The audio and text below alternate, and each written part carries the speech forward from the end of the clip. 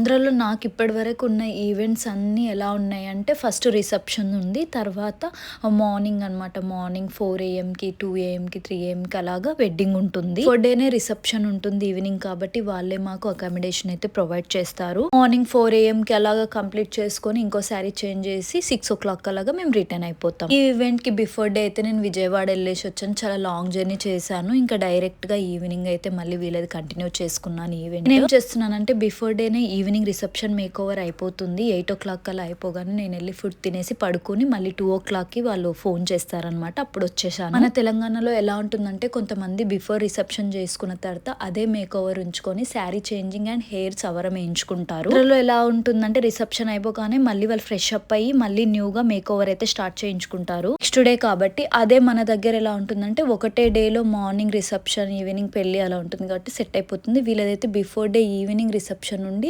After mid nights అలాగా wedding ఉంటుంది కాబట్టి టైమింగ్ చేంజ్ ఉంటుంది. నేనైతే ముందే వీడియో తీసుకోవాలి కాబట్టి శారీ అయితే కట్టేశాను. మేక్ ఓవర్ కంప్లీట్ అవ్వగానే లాస్ట్కు హెయిర్ స్టైల్ వేస్తున్నాను. క్లయింట్ హెయిర్ అయితే ఆల్రెడీ చూసారు. కర్లీ హెయిర్ కాబట్టి కొంచెం ఇబ్బంది అయింది. అయినా కూడా నేను నెట్ వేసేసి కవర్ చేశాను. 2 AM-కి స్టార్ట్ అయితే 3:30 వరకు అయితే నేను కంప్లీట్ చేశానని 1.5 hourలో కంప్లీట్ చేశాను. నెక్స్ట్ జీలకర్ర బెల్లంకి అయితే నేను వైట్ శారీ చేంజ్ చేశాను. జస్ట్ 5 minutesలో అయితే చేంజ్ చేశాను. ముందే బాక్స్ ప్రింటింగ్ చేసుకున్నాను కాబట్టి చూసారా ఓవరాల్ లుక్ ఎలా వచ్చింది అనేది.